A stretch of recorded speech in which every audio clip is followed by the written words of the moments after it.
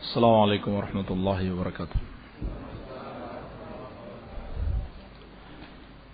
Innal hamdalillah nahmaduhu wa nasta'inuhu wa nastaghfiruh wa na'udzu billahi min shururi anfusina wa sayyiati a'malina. May yahdihillahu fala mudilla lahu wa may yudlil fala hadiya lahu. وأشهد أن لا إله إلا الله وحده لا شريك له وأشهد أن محمدا عبده ورسوله صلى الله عليه وعلى آله وصحابته أجمعين ومن تبعهم بإحسان إلى يوم الدين. يا أيها الذين آمنوا اتقوا الله حق تقاته ولا تموتن إلا وأنتم مسلمون. يا أيها الناس اتقوا ربكم الذي خلقكم من نفس واحدة وخلق منها زوجها وبث منهما رجالا كثيرا ونساء واتقوا الله الذي تساءلون به والأرحام إن الله كان عليكم رقيبا. يا أيها الذين آمنوا اتقوا الله وقولوا قولا سديدا يصلح لكم أعمالكم ويغفر لكم ذنوبكم ومن يطع الله ورسوله فقد فاز فوزا عظيما. أما بعد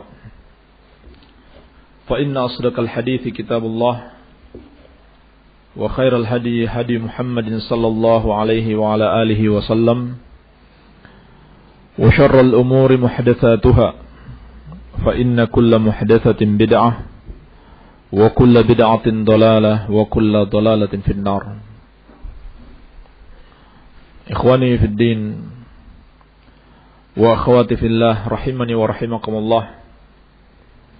Semoga Allah Subhanahu wa taala senantiasa mencurahkan rahmatnya kepada kita sekalian. Alhamdulillah, kita bersyukur kepada Allah Subhanahu wa taala atas berbagai macam curahan kenikmatan yang dianugerahkannya kepada kita. Betapa banyak dan besarnya kenikmatan yang Allah Subhanahu wa taala berikan kepada kita, yang menuntut kita sebagai orang-orang yang berakal untuk senantiasa bersyukur kepada Allah Subhanahu wa taala. Meskipun demikian, ketika kita bersyukur kepada Allah Subhanahu wa taala,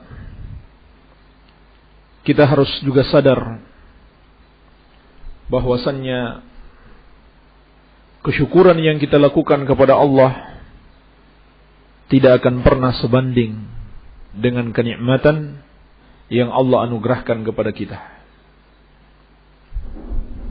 Betapa tidak kesyukuran kita mungkin bisa dihitung dengan jari. Begitu sedikit. Sementara nikmat yang Allah Subhanahu wa taala anugerahkan kepada kita sungguh begitu banyaknya. Kesyukuran kita yang masih bisa dihitung itu pun dari segi kualitasnya juga tidak ada apa-apanya. Apatah lagi bisa disamakan dengan nikmat yang Allah Subhanahu wa taala anugerahkan kepada kita. Jangankan bisa menyamakan kenikmatan dengan kesyukuran yang kita lakukan. Untuk menghitung nikmat Allah Subhanahu wa taala saja kita sudah tidak mampu melakukannya. Sebagaimana Allah tegaskan, wa in ta'uddu ni'matallahi la tuhsuha. Andai kata kalian menghitung nikmat Allah yang dianugerahkan kepada kalian, niscaya kalian tidak akan sanggup untuk menghitungnya. Untuk menghitung saja kita sudah tidak bisa. Kita sudah tidak mampu melakukannya. Bagaimana lagi untuk menyamakan kesyukuran yang kita lakukan kepada Allah Subhanahu wa taala dengan kenikmatan tersebut. Hanya karena kasih sayang Allah Subhanahu wa taala. Meskipun syukur kita sedikit, tetapi kenikmatan Allah anugerahkan terus kepada kita tanpa henti. Ini dari kasih sayang Allah Subhanahu wa taala, bukan karena kehebatan kita, bukan karena ibadah kita atau kesyukuran kita sudah betul-betul baik, tetapi karena kasih sayang Allah Subhanahu wa taala semata-mata. Karena Allah telah menegaskan, la in syakartum la azidannakum wa la in kafartum inna azabi lasyadid. Kalau kalian bersyukur, maka sungguh benar-benar akan kutambah nikmatku. Dan apabila kalian ingkar, maka azabku sangatlah pedih. Di sisi yang lain, ketika kita mampu bersyukur kepada Allah Subhanahu wa taala, itu pun sebuah kenikmatan. Dan syukur yang hakiki, hakikatnya adalah menghambakan diri kepada Allah Subhanahu wa taala. Beribadah hanya kepadanya. Tatkala kita mampu bersyukur, yakni dengan beribadah kepada Allah, itu pun sebuah kenikmatan yang membutuhkan kesyukuran berikutnya. Ketika kita mampu melakukan kesyukuran berikutnya, itu juga suatu kenikmatan yang membutuhkan kesyukuran berikutnya. Berarti nggak akan pernah memang kesyukuran kita kepada Allah Subhanahu wa taala menyamai kenikmatan yang Allah anugerahkan kepada kita. Kalau kita pahami hal ini dengan baik, maka insyaallah taala ini akan menjadikan kita sebagai hamba-hamba Allah yang tawadhu, sebagai hamba-hamba Allah yang merendahkan diri, yang menyadari bahwa kita tidak punya apa-apa untuk bisa dibanggakan. Karena hakikatnya kita bisa bersyukur kepada Allah Subhanahu wa taala adalah sebuah kenikmatan yang Allah anugerahkan kepada kita. Bahkan perkara ini setiap hari kita diingatkan di dalam ayat yang sering kita baca, yang wajib untuk selalu kita baca. Iyyaka na'budu wa iyyaka nasta'in.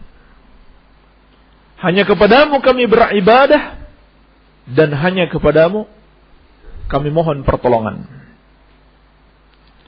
Ulama menjelaskan rahasia kenapa setelah disebutkan ibadah kemudian disebutkan isti'anah. Di antara hikmah yang sangat besar adalah mengingatkan kita untuk dapat beribadah kepada Allah Subhanahu wa taala, kita butuh pertolongannya. Makanya selalu kita baca iyyaka na'budu wa iyyaka nasta'in. Dan hanya kepadamu kami beribadah dan hanya kepadamu kami mohon pertolongan. Kita diingatkan untuk bisa merealisasikan ibadah kepada Allah Subhanahu wa taala, kita butuh pertolongannya. Maka apa yang bisa kita banggakan dari ibadah kita?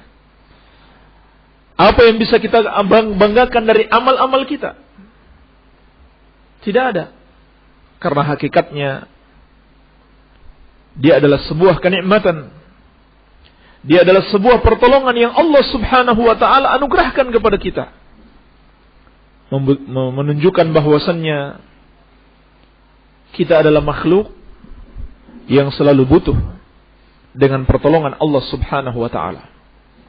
Kalau Allah tidak menolong kita, maka kita bukan apa-apa.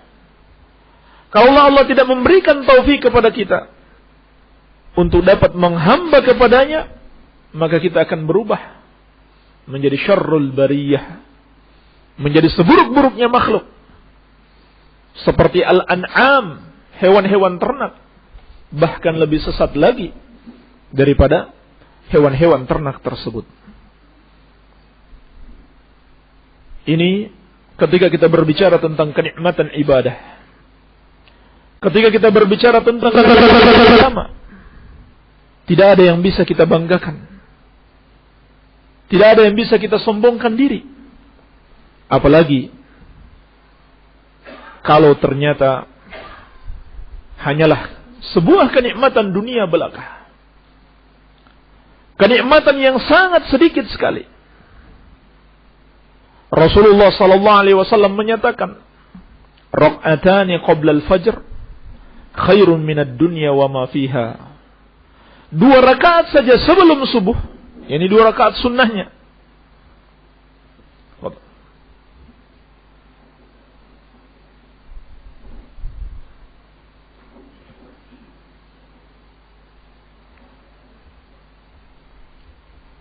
dua rakaat solat sunnah sebelum melakukan solat subuh itu lebih baik daripada dunia dan isinya.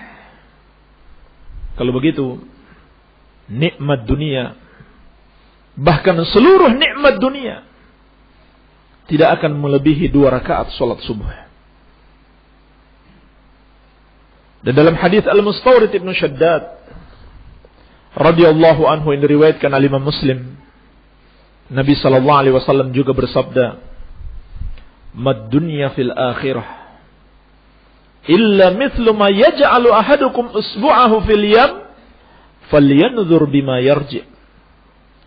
Tidaklah kehidupan dunia ini apabila dibandingkan dengan kehidupan akhirat kecuali hanya seperti seorang yang mencelupkan jarinya di lautan, kemudian dia lihat berapa banyak air yang menetes dari jarinya tersebut.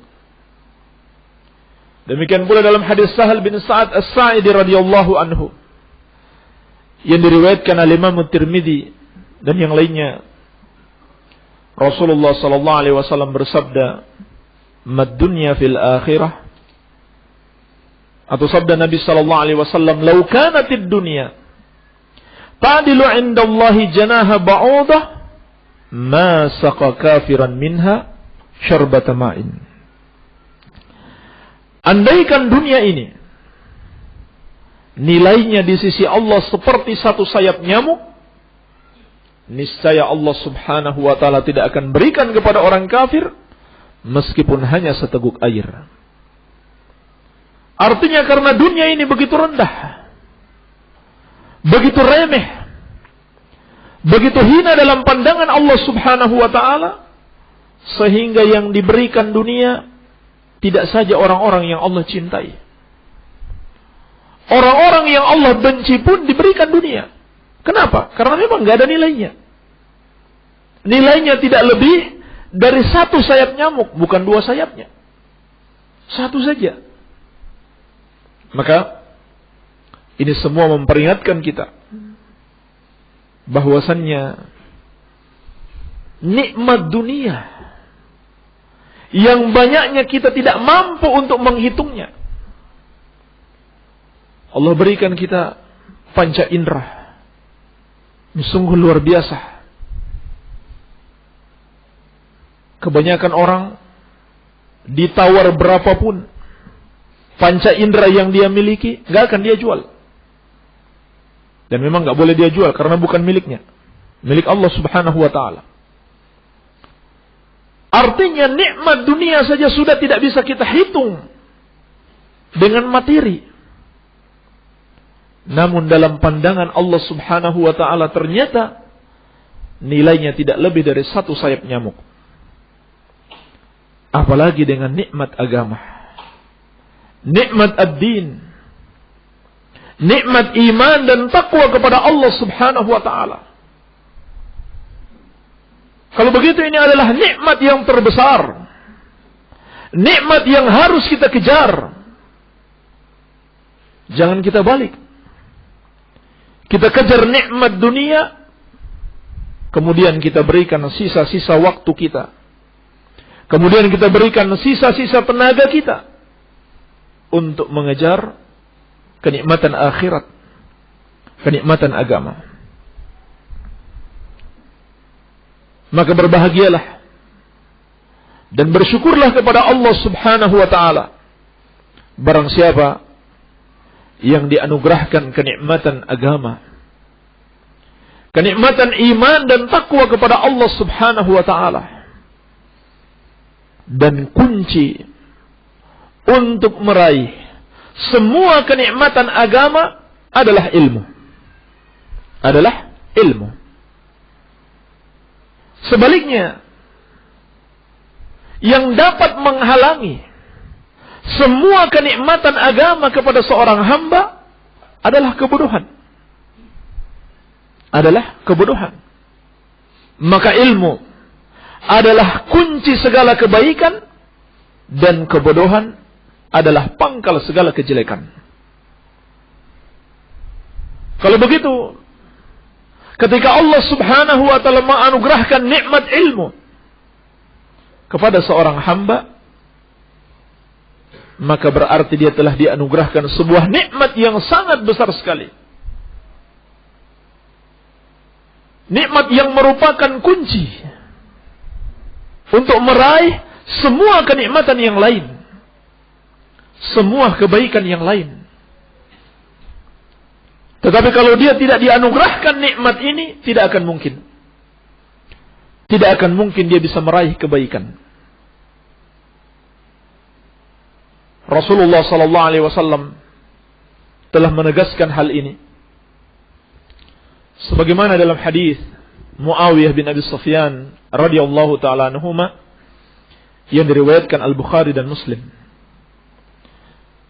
Nabi sallallahu alaihi wasallam menegaskan, "May yuridillahu bihi khairan yufaqihu fid din. Wallahu al-mu'ti wa ana al-qasim. Wa la tazalu hadhihi al-ummah dhahirina 'ala man khalafahum hatta ya'tiya amrullahi wa hum zahirun." Kata Rasulullah sallallahu alaihi wasallam, barang siapa yang Allah inginkan kebaikan untuknya, maka Allah akan pahamkan dia dengan agama.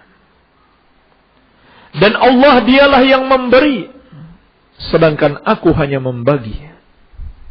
Dan akan senantiasa ada segolongan umat ini yang tetap ditolong oleh Allah Subhanahu wa taala atas semua yang menyelisihi mereka,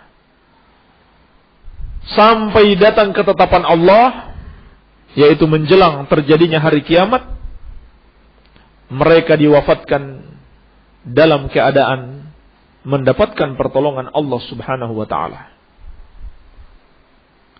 Ikhwani fid din wa akhwati fillah, rahimani wa rahimakumullah. Hadis yang mulia ini, kalau kita pahami dengan baik, dan andaikan satu hadis ini saja yang menjelaskan kepada kita tentang pentingnya ilmu dalam kehidupan kita, maka insyaallah ta'ala itu sudah cukup untuk menjadi cambuk yang sangat kuat bagi kita agar bersemangat meraih ilmu yang bermanfaat. Kata Al-Hafidh Ibnu Hajar Al-Asqalani Asy-Syafi'i rahimahullahu ta'ala, di dalam hadis ini Rasulullah sallallahu alaihi wasallam mengabarkan kepada kita salasatu ahkam, 3 hukum, di mana ketiga hukum tersebut kembali kepada bab ilmu, menunjukkan tentang pentingnya ilmu, tentang keutamaan orang-orang yang berilmu. Dan ilmu itu adalah kenikmatan yang paling tertinggi. Hukum yang pertama, di dalam hadis ini dikabarkan Fadlu tafaqquh fid din. Keutamaan berusaha memahami ilmu agama, yakni mempelajari ilmu agama.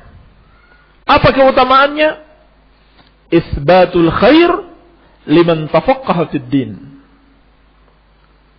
Penetapan adanya kebaikan, penetapan dari Allah Subhanahu wa taala adanya kebaikan hanya bagi orang yang melakukan tafaqquh fid din. Sehingga berkata Syekhul Islam Ibn Taimiyah rahimahullahu taala, "Wa lazimu dzalik anna man lam yufaqqihillahu fid din lam yurid bihi khaira. Fayakunu fi dzalika tafaqquh fardha." Kelaziman daripada hadis ini, bahwasannya orang yang tidak Allah pahamkan dengan agama, berarti Allah tidak menginginkan kebaikan untuknya. Kalau begitu, menuntut ilmu adalah sebuah kewajiban. Demikian pula kata Al-Hafidh, wa mafhumul hadis anna man lam yatafaqqah fid din ay yata'allam qawaid al-Islam wa ma yattasilu biha min al-furu' faqad hurrimal khair. Makna hadis ini adalah barang siapa yang tidak melakukan tafaqquh fid din, yaitu tidak mempelajari hal-hal yang mendasar dalam Islam, tidak pula cabang-cabangnya, faqad hurrimal khair, maka sungguh dia telah diharamkan dari kebaikan. Maka seseorang tidak akan mungkin meraih kebaikan tanpa dia mempelajari ilmu agama. Demikian pula, sejauh mana kebaikan dalam diri seseorang tergantung ilmu yang ada padanya. Semakin luas ilmunya, semakin dalam dan semakin baik pemahamannya, demikian pula kebaikan yang ada dalam dirinya. Semakin jauh dari dia dari ilmu yang benar, maka semakin buruk pula keadaan dirinya. Ini jelas makna hadis yang mulia ini. Tidak akan mungkin seorang meraih kebaikan tanpa mempelajari ilmu agama. Ilmu agama adalah kunci kebaikan. Oleh karena itu, mempelajari ilmu agama adalah satu bentuk ibadah yang sangat agung. Satu bentuk ibadah yang sangat besar, sehingga perlu disyukuri. Barang siapa yang Allah anugerahkan kecintaan kepada ilmu, kerinduan untuk menghadiri majlis-majlis ilmu, dan senang bersahabat dengan para ulama serta para penuntut ilmu, hendaklah dia bersyukur kepada Allah Subhanahu wa taala. Sebab ilmu adalah ibadah yang sangat agung. Rasulullah sallallahu alaihi wasallam juga menegaskan, sebagaimana dalam hadis Abi Hurairah radhiyallahu anhu yang diriwayatkan oleh Imam Muslim, beliau bersabda, "Man salaka tariqan yaltamisu fihi ilman, sahalallahu lahu bihi tariqan ilal jannah. Wa majtama'a qaumun fi baiti min buyutillah yatluna kitabullah wa yatadarasunahu bainahum illa nazalat alaihimus sakinah wa ghashiyatuhumur rahmah wa haffathumul malaikah wa dzakarahumullahu fi man indah."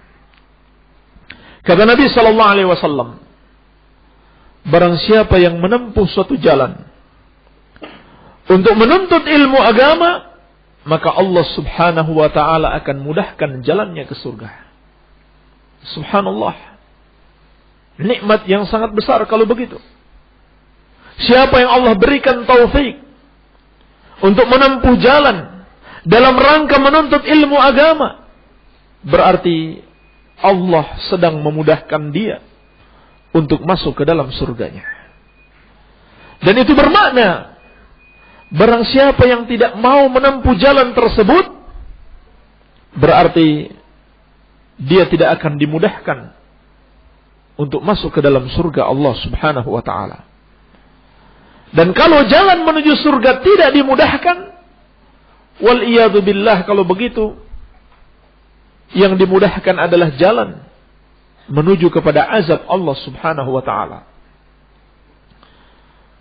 Juga sabda Nabi sallallahu alaihi wasallam, dan tidaklah ada suatu kaum yang berkumpul di salah satu rumah Allah Subhanahu wa ta'ala, yadluna kitab Allah, mereka membaca kitab Allah, wa yatadarasunahu bainahum, dan mereka saling mengajarkan di antara mereka, illa nazalat alaihimus sakinah, kecuali Allah Subhanahu wa ta'ala akan menurunkan kepada mereka as-sakinah, ketenangan batin, ketenangan jiwa. Kenapa?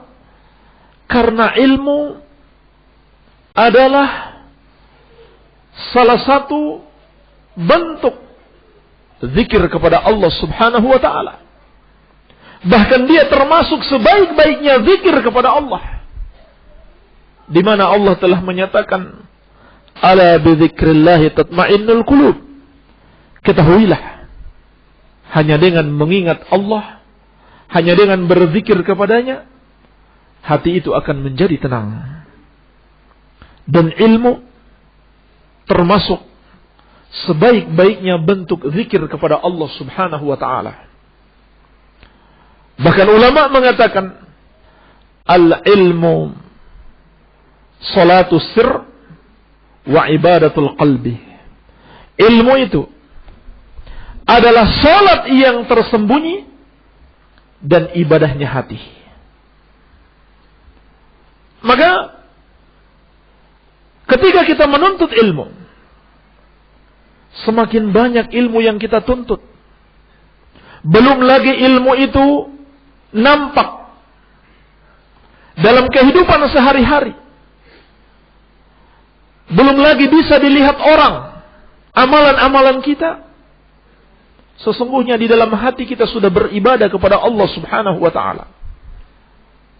Sebab dengan ilmu akan memunculkan rasa cinta kepada Allah, akan menguatkan pengharapan kepadanya, akan menjadikan kita sebagai orang-orang yang takut kepadanya.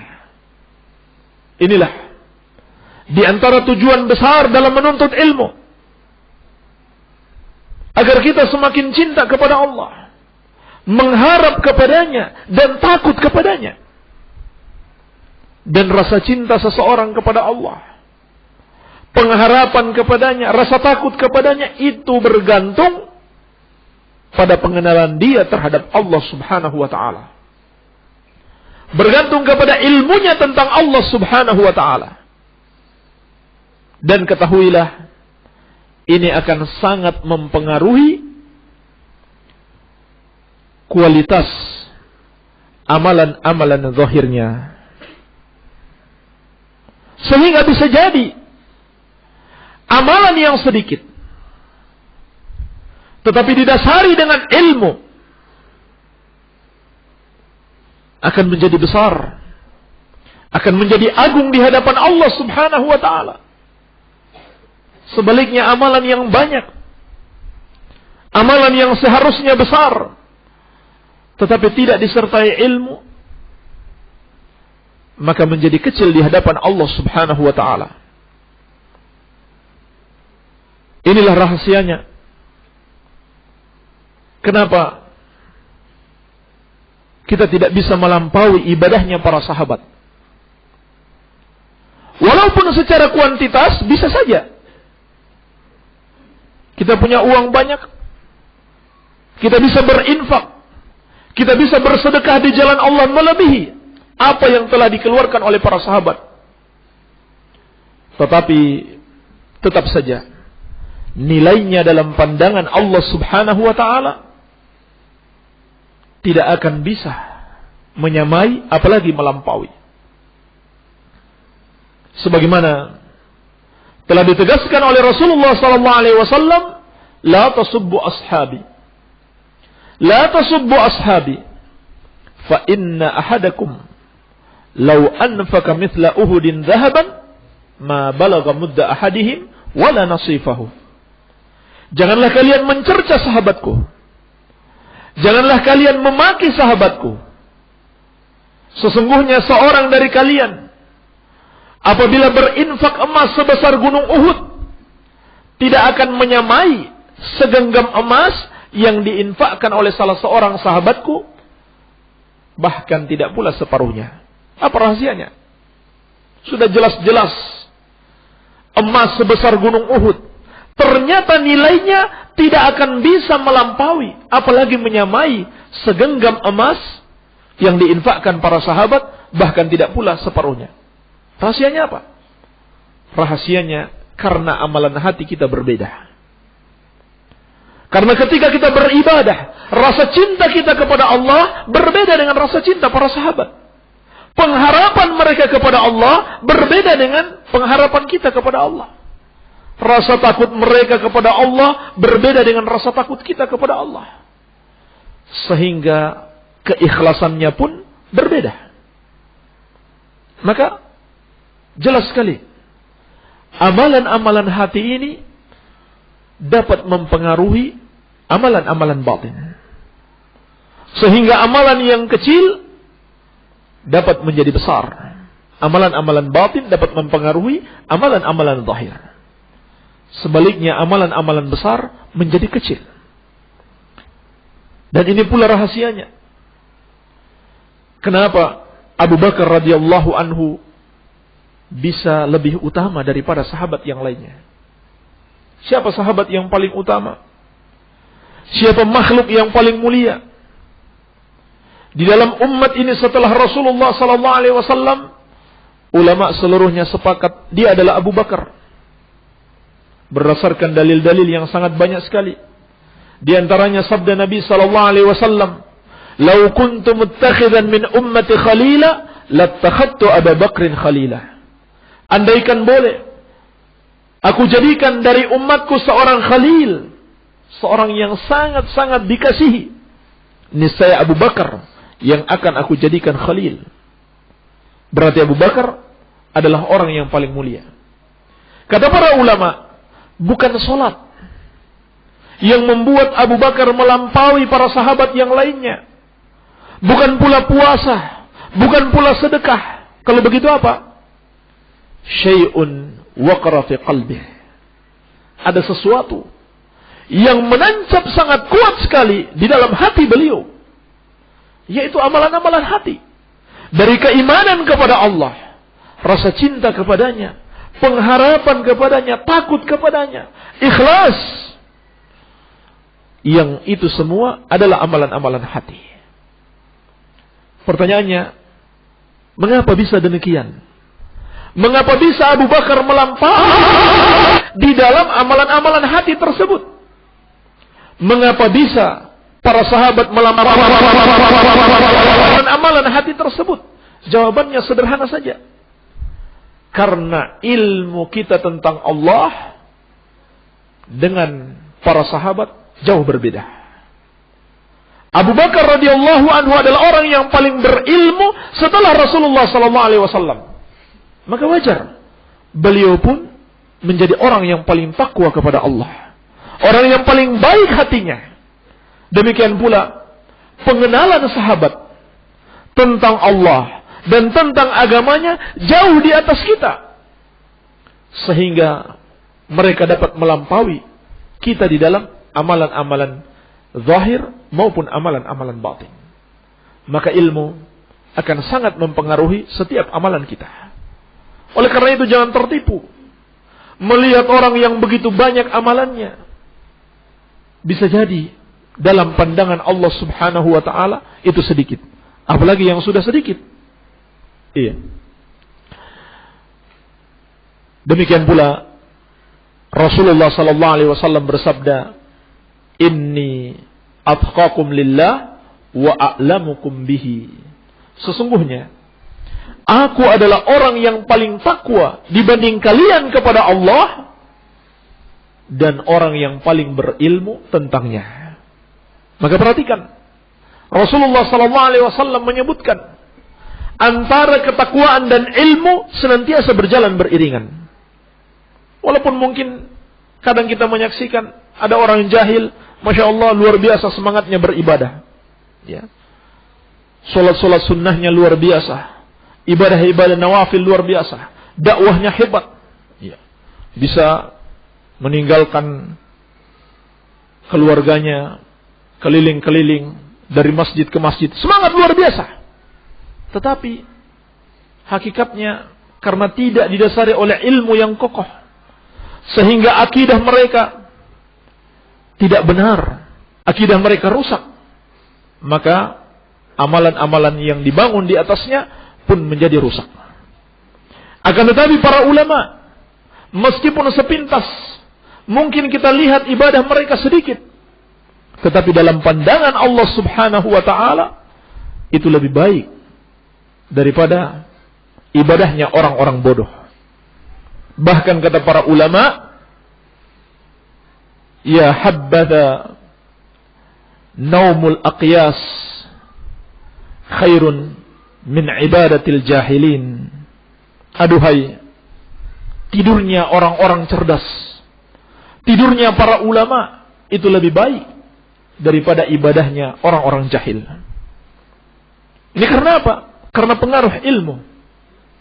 Maka di antara keutamaan ilmu, apabila seorang mendalaminya, Allah Subhanahu wa ta'ala akan anugerahkan kepadanya as-sakinah, ketenangan. Dan itu juga bermakna kekokohan di dalam akidah, kuat di dalam menghadapi gelombang syubhat wa syahwat yang datang menerpanya. Jadi peran ilmu dalam kehidupan seorang hamba sangat penting sekali. Iya. Kemudian kata Nabi sallallahu alaihi wasallam, "Wa ghasyiyatuhum rahmah." Dan mereka akan dicurahkan kasih sayang Allah Subhanahu wa taala. Ini juga menunjukkan keutamaan ilmu yang sangat besar. Bahwasannya untuk meraih kasih sayang Allah adalah dengan menuntut ilmu. Dan orang-orang yang Allah cintai, orang-orang yang Allah sayangi, mereka itulah yang dimaksud dengan wali-wali Allah. Maka untuk menjadi wali Allah Subhanahu wa ta'ala harus dimulai dengan menuntut ilmu agama. Oleh karena itu, orang yang menuntut ilmu agama, dia akan dicintai oleh Allah, akan dicurahkan kasih sayangnya, dan juga dia akan muncul di dalam dirinya kasih sayang kepada hamba-hamba Allah Subhanahu wa ta'ala.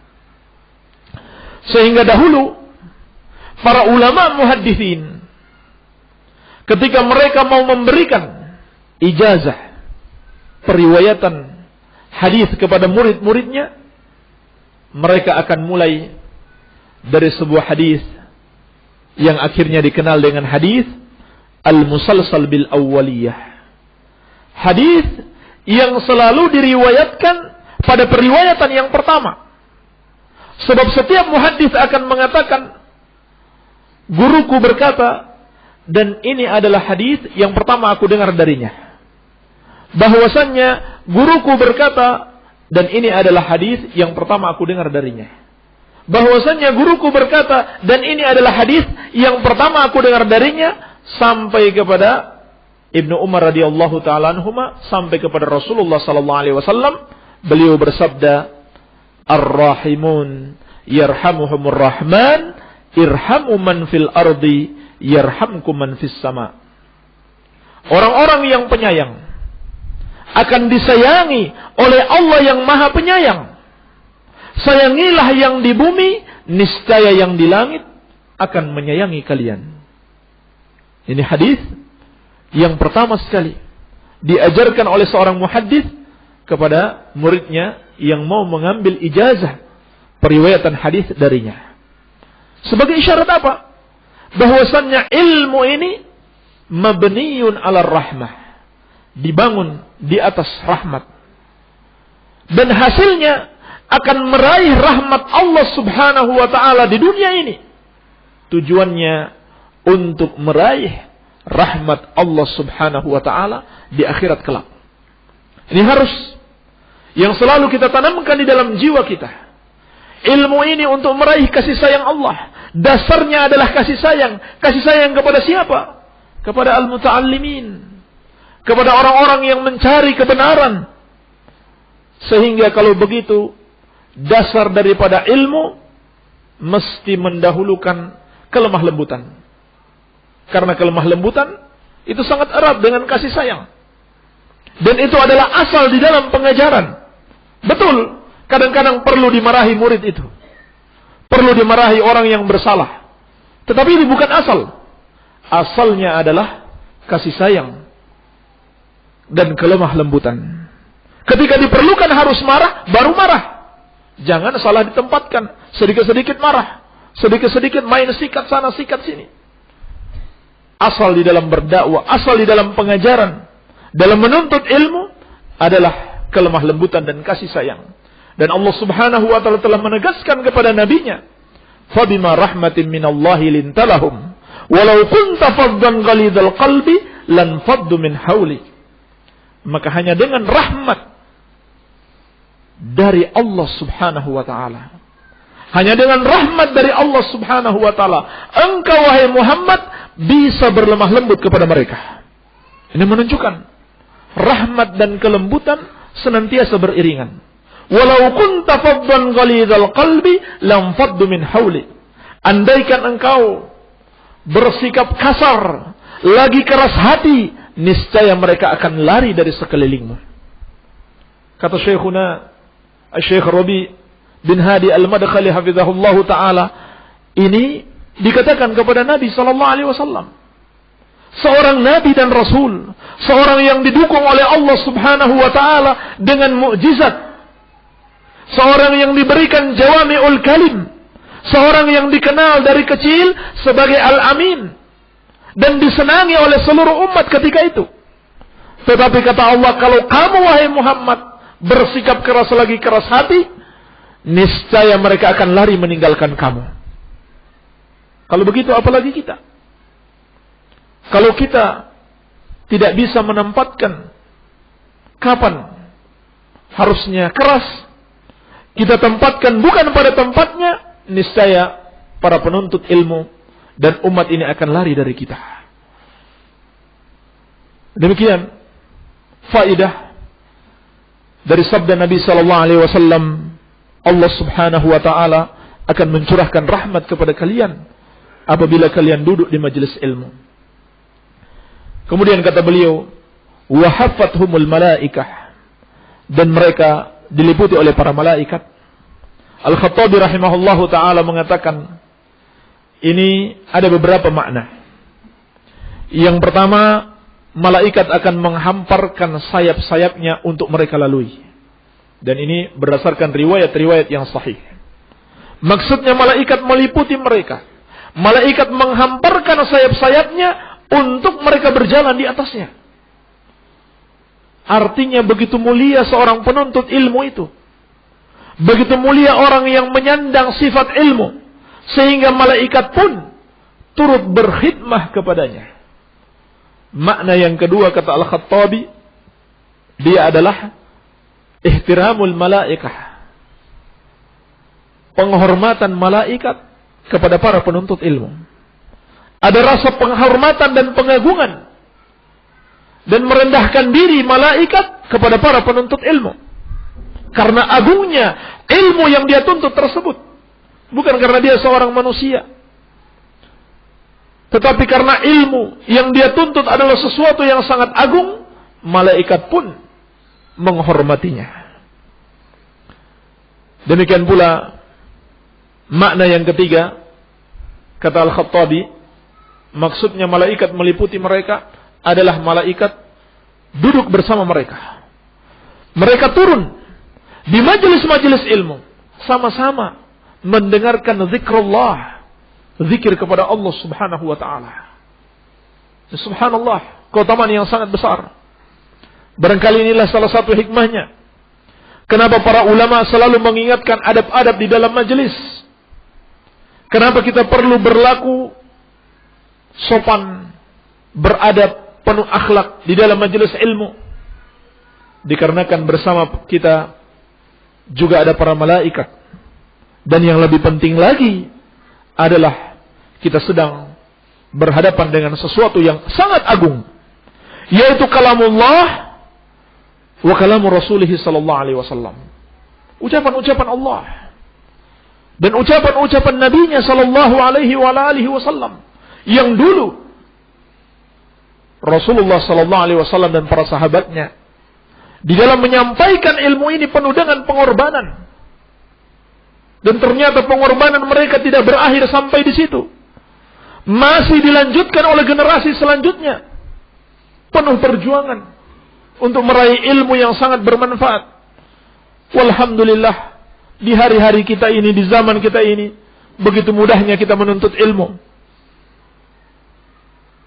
Buku-buku para ulama begitu mudahnya kita temukan. Nggak perlu uang banyak. Cukup buka komputer sudah ada ribuan kita para ulama di situ. Walaupun demikian, ternyata keberkahan ilmu yang bisa kita raih dengan keberkahan ilmu yang diraih para ulama dahulu berbeda. Dan itu sekali lagi kembali juga kepada amalan-amalan hati kita. Juga kembali kepada keikhlasan dan kesungguhan kita di dalam menuntut ilmu.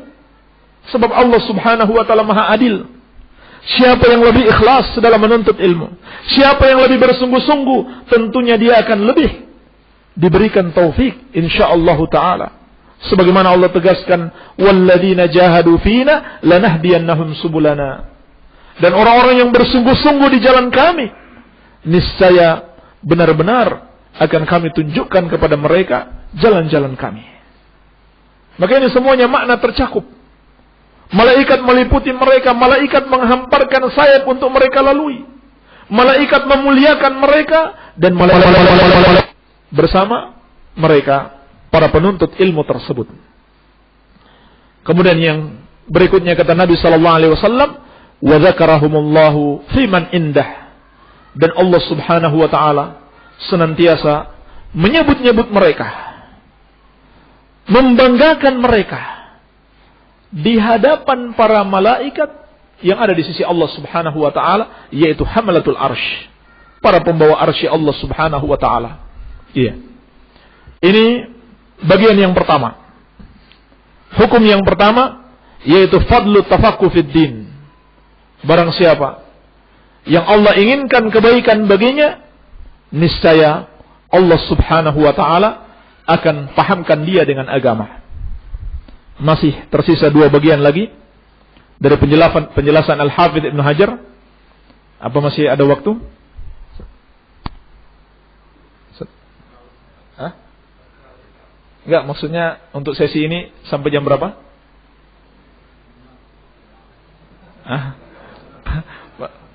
Panitia? Ustaz? Baik. Gimana, Ustaz? Berapa menit lagi? 5:30, baik. Masih ada setengah jam lagi.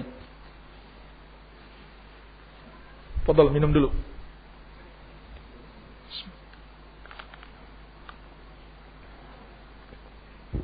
Baik, ini bagian yang pertama.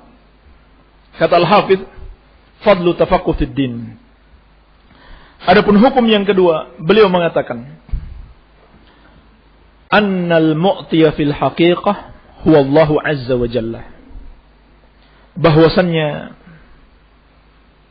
yang memberi pada hakikatnya adalah Allah Subhanahu wa taala. Yang memberi pada hakikatnya adalah Allah Subhanahu wa taala. Ini menunjukkan apa? Beliau mengatakan wa anna dzalika la yakunu bil iktisabi faqat, bal liman yaftahillahu alaihi bihi. Bahwasannya untuk meraih ilmu tidaklah cukup hanya dengan usaha kita. Tidaklah cukup hanya dengan usaha kita. Tetapi perlu pertolongan Allah Subhanahu wa taala.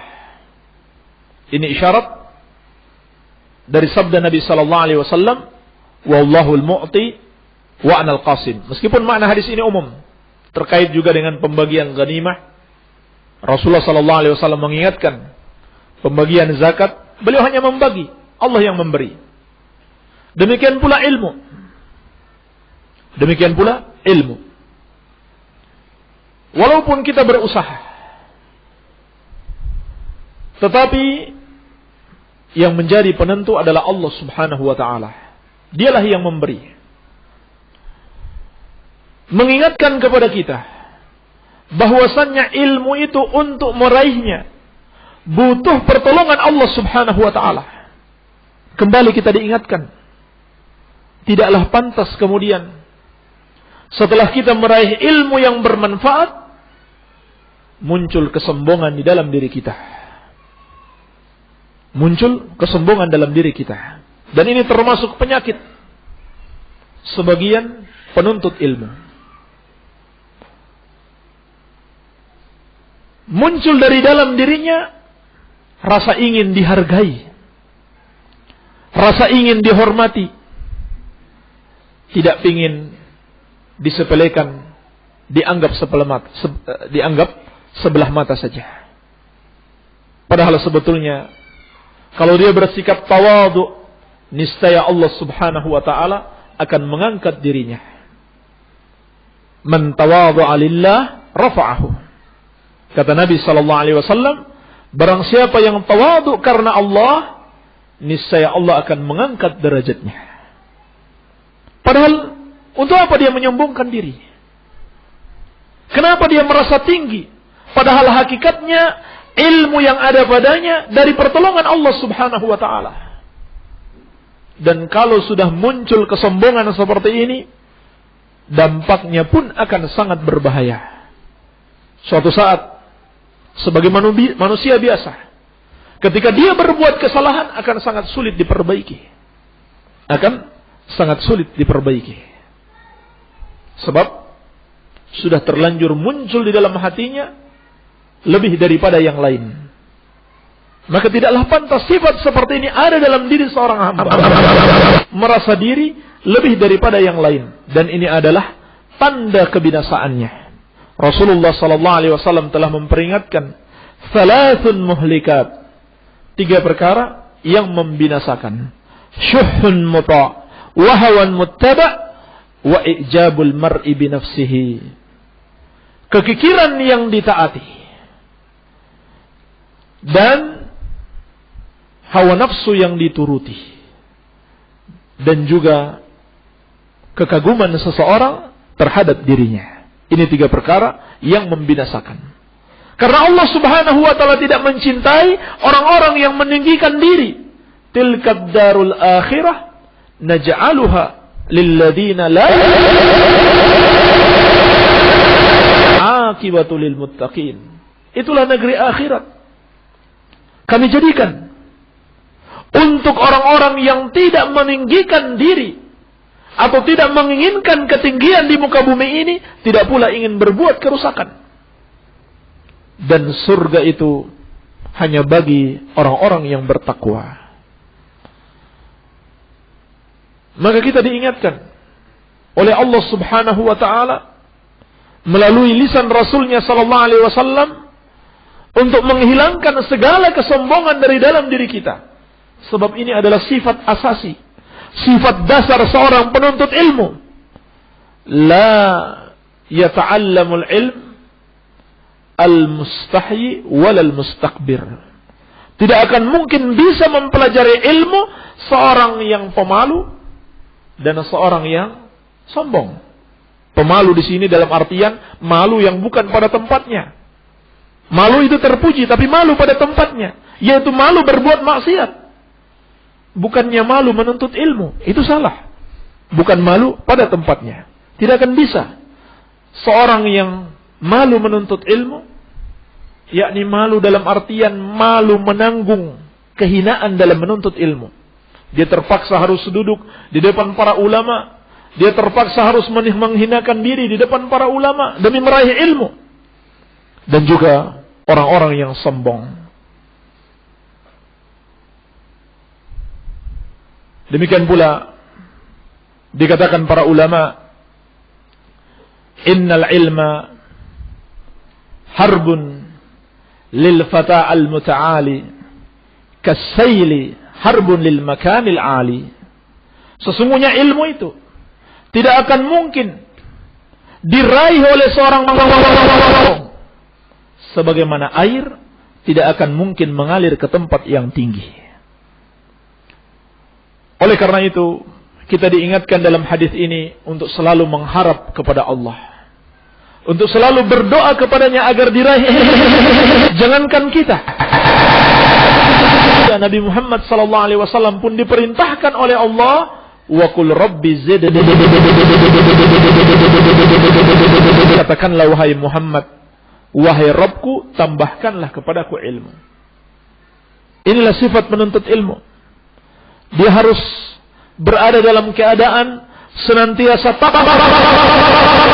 rahmatnya.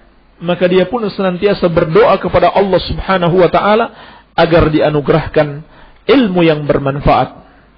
Dan di antara doa yang selalu diucapkan oleh Nabi kita yang mulia, Nabi Muhammad sallallahu alaihi wasallam, Allahumma inni as'aluka ilman nafi'an wa rizqan tayyiban wa amalan mutaqabbalan.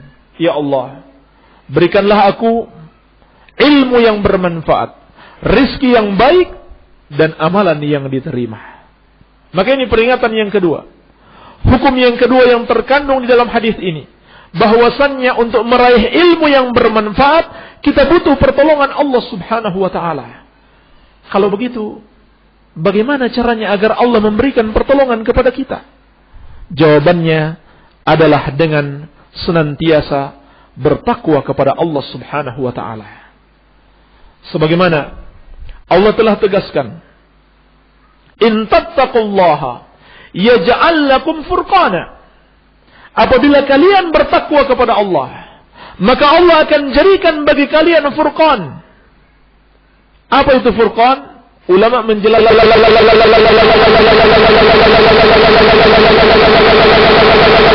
Allah jadikan untuk kalian ma tufarriquna bihi bainal haqqi wal batil wa bainan nafi wad dar. Allah jadikan bagi engkau sesuatu yang dengan itu engkau bisa membedakan antara yang benar dan salah. Itulah ilmu. Dengan ilmu engkau bisa membedakan yang ini benar dan ini salah. Dan yang ini mendatangkan kemanfaatan dan itu mendatangkan kemudaratan. Ini makna furqan yang Allah akan anugerahkan kepada seorang hamba apabila dia bertakwa kepadanya. Artinya Allah berikan pertolongan. Allah berikan pertolongan ketika dia menuntut ilmu. Dalam hidupnya senantiasa dia bertakwa kepada Allah Subhanahu wa ta'ala. Allah berikan ilmu yang dengan itu dia bisa membedakan yang ini yang benar dan itu yang salah. Ini yang bermanfaat dan itu yang mendatangkan bahaya. Yang bermanfaat untuk dia lakukan, yang berbahaya untuk dia tinggalkan. Demikian pula kata para ulama, makna al-furqan, Allah akan anugerahkan kepadanya ziyadatu al-hifdhi wa ziyadatul fahmi wa ziyadatu al-huda. Tambahan hafalan, tambahan pemahaman, dan tambahan petunjuk. In tattaqullaha yaj'al lakum furqana. Apabila kalian bertakwa kepada Allah, Allah akan jadikan bagi kalian furqan, yakni Allah akan tambahkan hafalan kalian. Yani semakin kokoh, semakin kuat ketika dia menghafal. Demikian pula Allah akan anugerahkan pemahaman, bukan sekedar hafalan, tapi pemahaman. Dan ini adalah bagian terpenting di dalam menuntut ilmu. Bagian terpenting di dalam menuntut ilmu adalah memahami ilmu yang kita pelajari. Sehingga kata para ulama, bisa jadi antara dua orang sama-sama menghafal satu ayat. Namun salah satunya bisa mengeluarkan dari ayat tersebut 10 pelajaran. Sedangkan salah satunya lagi dia hanya bisa memahami 3 pelajaran yang bisa dipetik dari satu ayat tersebut. Padahal ayatnya sama. Cuman yang satu dia bisa memetik 10 hikmah, 10 pelajaran dari ayat tersebut, yang satunya hanya 3 saja. Itu karena apa? Karena Al-Furqan itu tadi. Al-Furqan yang Allah berikan kepada masing-masing mereka berbeda. Dikarenakan bedanya ketakwaan antara mereka. Demikian pula tambahan petunjuk. Allah akan berikan. Allah akan tunjukkan. Oleh karena itu, kita bisa lihat di antara contoh nyata dari ulama-ulama kita adalah Syekhul Islam Ibn Taimiyah rahimahullahu ta'ala. Sungguh luar biasa ketakwaan beliau. Rasa cintanya, pengharapannya dan rasa takutnya kepada Allah. Maka itu pun pada akhirnya berpengaruh pada tarjihat, pembahasan-pembahasan ilmiah yang beliau lakukan. Hampir-hampir seluruh ulama yang datang setelah beliau tidak lepas dari ilmu beliau. Bagaimana beliau menguatkan suatu pendapat, bagaimana beliau melemahkan suatu pendapat, itu betul-betul kokoh di atas ilmu. Beliau diberikan taufik untuk dapat sampai pada pendapat yang paling kuat apabila terjadi khilaf para ulama. Ini contoh nyata bagaimana pengaruh ketakwaan di dalam ilmu seseorang. Iya. Bukan hanya itu. Termasuk makna Al-Furqan kata para ulama akan dianugerahkan al-firasah. Al-firasah as-sadiqah, firasat yang benar. Yakni dengan firasat seseorang dia dapat mengenali manusia. Ini orang baik atau jelek. Ini Allah akan berikan kepada orang yang bertakwa.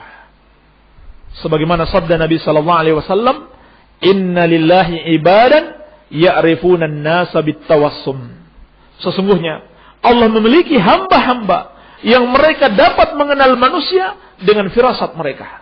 Dari mana mereka dapatkan itu? Dari ketakwaan mereka. Iya. Demikian pula termasuk makna Furqan adalah al-karamah. Allah akan berikan kemampuan yang keluar dari batas kewajaran manusia biasa. Sebagaimana yang Allah berikan kepada para sahabat, yang Allah berikan kepada para tabi'in, dikarenakan ketakwaan mereka kepada Allah Subhanahu wa ta'ala. Iya.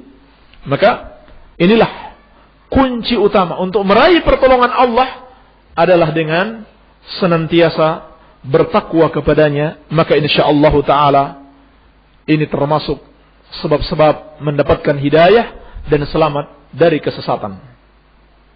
Kemudian bagian yang ketiga,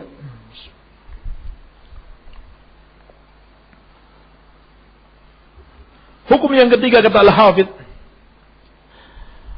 wa anna ba'da hadhihi al-ummah yabqa 'ala al-haqqi abadan. Hadis ini menunjukkan bahwasannya sebagian umat ini telah dikabarkan oleh Nabi sallallahu alaihi wasallam akan terus-menerus kokoh di atas kebenaran. Tegak di atas kebenaran, tidak akan pernah hilang dalam setiap zamannya, dalam setiap masanya. Siapa mereka? Yaitu mereka yang memiliki 2 sifat sebelumnya. Jelas sekali hadis ini disebutkan bersamaan. Semuanya saling terkait. Pertama, mereka berusaha menuntut ilmu. Yang kedua, Allah berikan mereka pertolongan untuk meraih ilmu yang bermanfaat. Mereka itulah yang dimaksud dengan umat yang tetap kokoh di atas kebenaran. Terus menerus ada sampai akhir zaman. Mereka lah yang dimaksudkan oleh sabda Nabi sallallahu alaihi wasallam, la tazalu hadhihi al-ummah zahirina 'ala man khalafahum hatta ya'tiya amrullahi wa hum zahirun. Akan senantiasa ada segolongan dari umat menang di atas semua yang menyelisihi mereka sampai datang ketetapan Allah dan mereka masih dalam keadaan tetap menang di atas semua yang menyelisih mereka tersebut. Ketetapan Allah yang dimaksud adalah berhembusnya angin segar menjelang terjadinya hari kiamat dan akan mematikan seluruh kaum mukminin sampai datang. Bahkan dalam riwayat Tsauban, juga dalam As-Sahih, Nabi SAW menyatakan, la yadurruhum man khazalahum hatta ya'ti amrullahi wa hum ala dzalik. Tidak membahayakan mereka siapapun yang merendahkan mereka sampai datang ketetapan Allah Subhanahu wa taala dan mereka masih dalam keadaan seperti itu. Dan dalam hadis riwayat Jabir bin Abdullah radhiyallahu taala anhuma juga dalam As-Sahih, yuqatiluna 'alal haqq ila yaumil qiyamah. Mereka senantiasa berjuang, senantiasa berperang di atas kebenaran sampai hari kiamat. Ikhwani fid din wa akhwati fillah rahimani wa rahimakumullah, di dalam hadis ini di bagian akhirnya, di bagian ketiganya terdapat dua peringatan penting bagi kita sekalian. Peringatan yang pertama, Rasulullah SAW telah memberikan isyarat kepada kita. Ala man khalafahum, mereka menang atas semua yang menyelisihi mereka. Man khazalahum, tidak membahayakan orang yang merendahkan mereka, mencemooh mereka. Yuqatiluna 'alal haq, mereka berperang di atas kebenaran. Semua ini memberikan isyarat kepada kita bahwasannya untuk berpegang teguh dengan ilmu yang hak, dengan ilmu yang bermanfaat, mesti akan ada berbagai macam rintangan di hadapan kita. Dan rintangan-rintangan itu bukan saja dari diri kita sendiri, yaitu hawa nafsu kita. An-nafsu yang selalu memerintahkan kepada keburukan, bukan hanya itu. Yang selalu menuntut ilmu, tetapi juga akan datang dari faktor di luar diri kita. Siapa mereka? Mereka itulah musuh kita, yaitu setan-setan yang menyelisihi kebenaran. Ini sabda Nabi SAW jelas sekali, memberikan isyarat kepada kita. Kalau kita benar-benar berpegang teguh dengan kebenaran, maka menyelisihi kita. Mesti ada yang mencemooh, yang merendahkan, bahkan memerangi kita. Kalau begitu jangan cengeng. Baru dicemooh sedikit, baru digibahi sedikit, baru dibilang orang aneh, sudah lembek.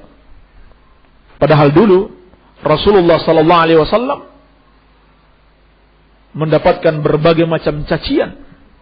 Beliau dikatakan orang gila, dikatakan penyair, dikatakan penyihir, sampai pada tindakan-tindakan fisik, bahkan sampai pada pengorbanan harta, darah dan air mata.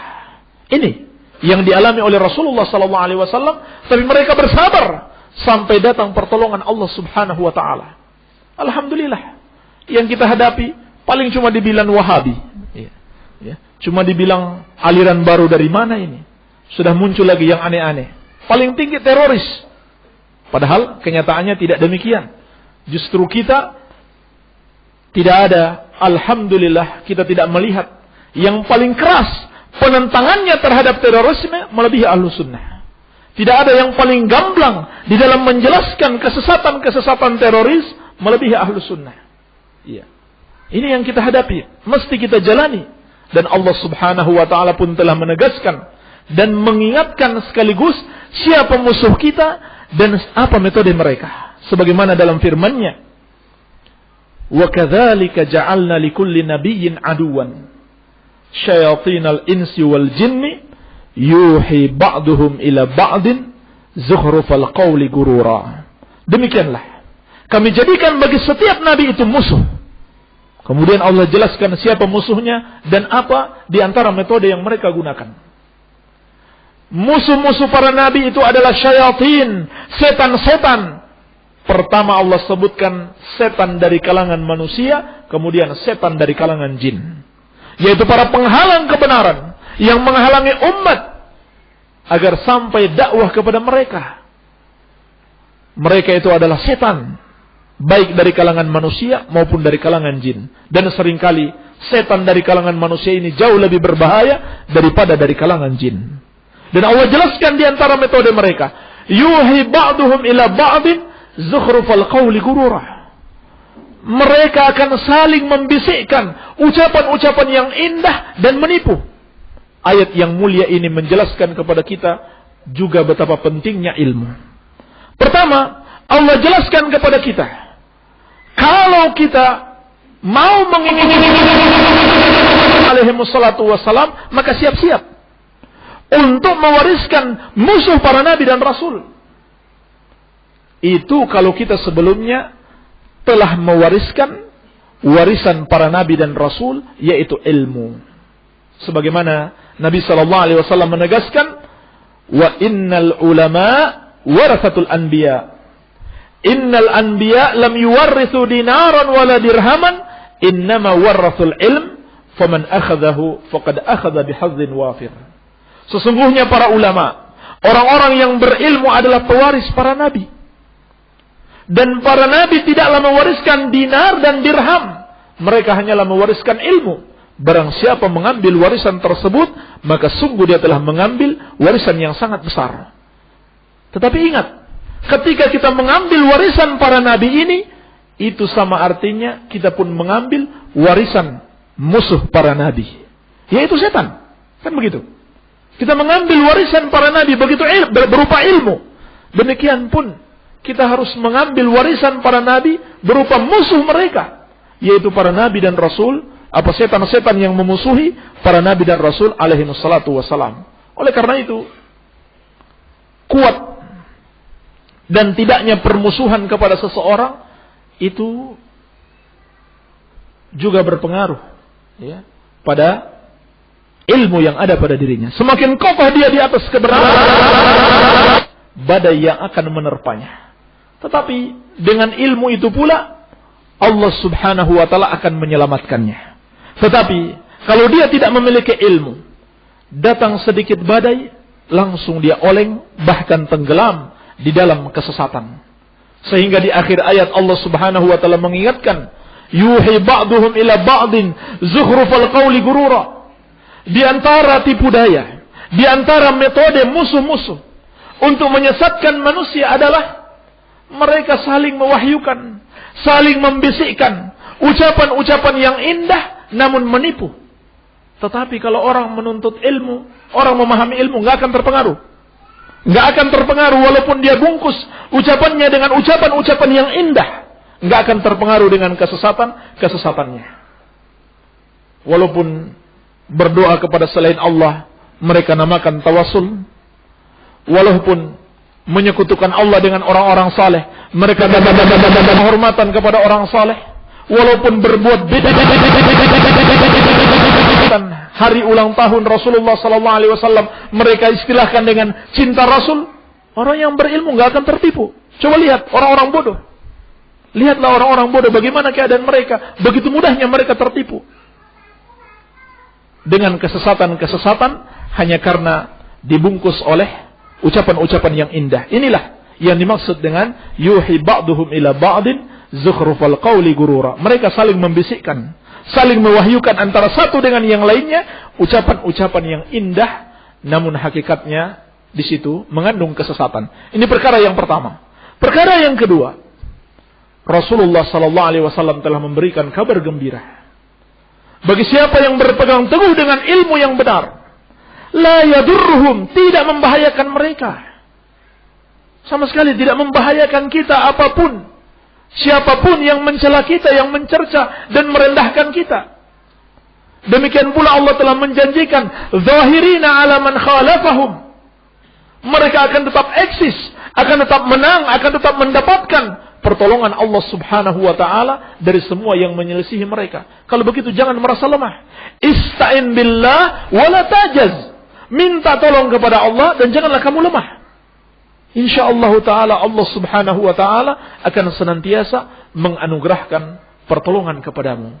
Ini sebuah kabar gembira bahwasannya orang-orang yang menuntut ilmu, berpegang teguh dengan ilmu, walaupun berbagai macam cobaan menimpa dirinya, baik dari dirinya sendiri, dari hawa nafsunya, maupun dari musuh-musuhnya, Allah subhanahu wa ta'ala akan senantiasa menganugerahkan pertolongan kepadanya. Kalau begitu jangan pernah kita berputus asa. Jangan pernah kita berputus asa. Kita masih begitu asing. Kita ditolak. Tetapi kalau kita sabar, terus menyebarkan ilmu, terus menuntut ilmu dan mengamalkannya, insyaallah ta'ala suatu saat Allah akan berikan pertolongan. Dan Syekh Ibnu Utsaimin rahimahullah ta'ala mengingatkan, mungkin saja pertolongan itu tidak ketika hidup. Tidak ketika kita hidup. Bisa jadi setelah kita meninggal dunia kita tidak tahu. Muncul generasi berikutnya yang susah payah kita didik. Allah berikan pertolongan kepada kita setelah kita wafat dengan adanya generasi-generasi pengganti yang berpegang teguh di atas kebenaran. Iya. Maka jangan terburu-buru untuk melihat hasil yang baik dari apa yang kita lakukan di tengah-tengah masyarakat kita. Iya. Imam Bukhari rahimahullahu ta'ala pun mengatakan yang dimaksud dengan golongan ini, golongan yang senantiasa ditolong oleh Allah, yang akan senantiasa eksis, tetap teguh di atas kebenaran sampai hari kiamat, adalah ahlul ilmi bil athar. Orang-orang yang berilmu tentang athar, yaitu Al-Quran wa sunnah dan ucapan-ucapan salaf. Demikian pula berkata Al-Imam Ibnul Madini rahimahullahu ta'ala, hum ashabul hadith. Mereka adalah ashabul hadith, para ulama yang berpegang teguh dengan sunnah Nabi sallallahu alaihi wasallam. Demikian pula berkata Imam Ahmad, in lam yakunu ahlal hadith fala adri manhum. Kalau yang dimaksud dengan orang-orang yang senantiasa mendapatkan pertolongan Allah itu bukanlah ahlul hadith, maka saya tidak tahu lagi siapa mereka. Apakah yang dimaksud Imam Ahmad hanya ulama ahlul hadith yang mengetahui ini hadis sahih, ini hadis dhaif, yang mengetahui kondisi para perawi? Bukan itu yang beliau maksudkan. Kalau diitlakkan ucapan ahlul hadis, itu mencakup seluruh ahlus sunnah meskipun orang-orang awamnya. Sebagaimana kata Qadhi Iyad, arada Ahmad ahlas sunnah wa man ya'taqidu madhhab ahlil hadis. Yang dimaksudkan oleh Imam Ahmad adalah ahlus sunnah, seluruh ahlus sunnah tanpa kecuali, ulamanya maupun para penuntut ilmunya, dan semua yang mengikuti mazhab akidah ahlul hadis, yaitu akidah ahlus sunnati wal jamaah. Inilah penjelasan para ulama kita tentang makna hadis yang mulia ini, yang kesimpulannya menunjukkan kepada kita tentang keutamaan menuntut ilmu yang begitu besarnya di dalam kehidupan seorang hamba. Semoga Allah subhanahu wa ta'ala menganugerahkan kita semangat untuk meraih ilmu yang bermanfaat dan membantu kita untuk tetap istiqamah sampai akhir hayat kita. Sebab menuntut ilmu adalah ibadah, dan Allah telah memerintahkan wa'bud rabbaka hatta ya'tiyakal yaqin, dan beribadahlah kepada Rabbmu sampai datang kepadamu kematian. Barangkali ini yang bisa saya sampaikan, semoga ada manfaatnya. Wabillahi taufik. Subhanakallahumma bihamdik asyhadu an la ilaha illa anta astaghfiruka wa atubu ilaik. Wa sallallahu ala nabiyyina Muhammadin wa alihi wa sallam, wa akhiru da'wana anil hamdulillahi rabbil alamin.